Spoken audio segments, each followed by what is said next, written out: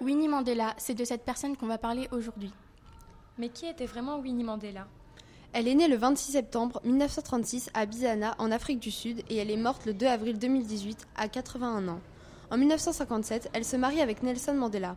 5 ans plus tard, il est arrêté et condamné à la prison à perpétuité, laissant Winnie seule pour élever leurs 2 filles, Zenani et Zinzi. Commencent alors pour elle les ennuis. Pour faire pression sur son mari emprisonné, les policiers multiplient les persécutions et les agressions. Comme elle refuse de céder, elle est emprisonnée à plusieurs reprises et torturée lors de sa détention. C'est à cause de tout cela qu'elle s'engage dans une action de plus en plus violente pour le droit des Noirs. Mais comment ils ont élevé leur fille ?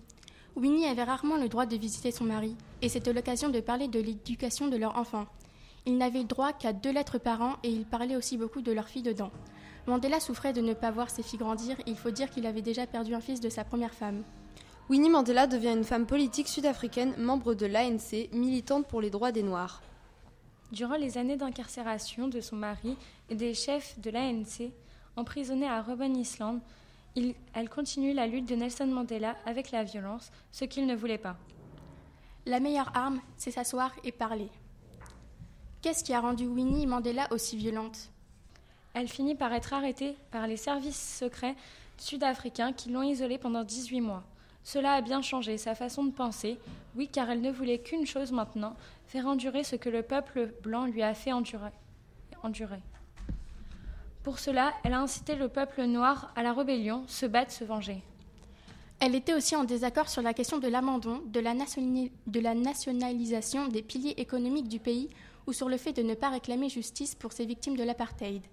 En raison de ses discours radicaux, de son comportement ou de ses reproches à Nelson Mandela pour avoir, selon elle, trop cédé au blâme sud-africain, Winnie Mandela est une icône controversée qui a fait l'objet de vives polémiques, y compris au sein de l'ANC, tout en lui attirant une partie des catégories les moins aisées de la population sud-africaine.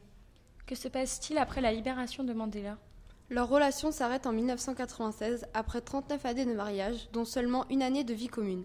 Nelson Mandela dira « J'aimais la Winnie d'avant, mais plus celle de maintenant. » Séparée de son mari, Winnie Mandela n'exerce plus le rôle de la première dame d'Afrique du Sud quand Nelson Mandela devient président en 1994.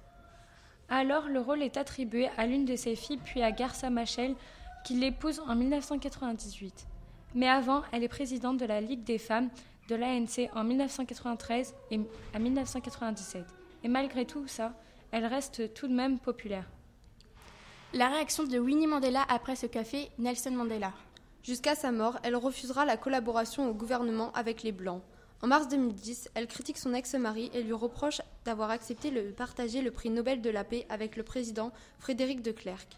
Elle l'accuse d'avoir donné son accord à un mauvais arrangement et ainsi d'avoir laissé tomber les Noirs et de favoriser l'économie blanche.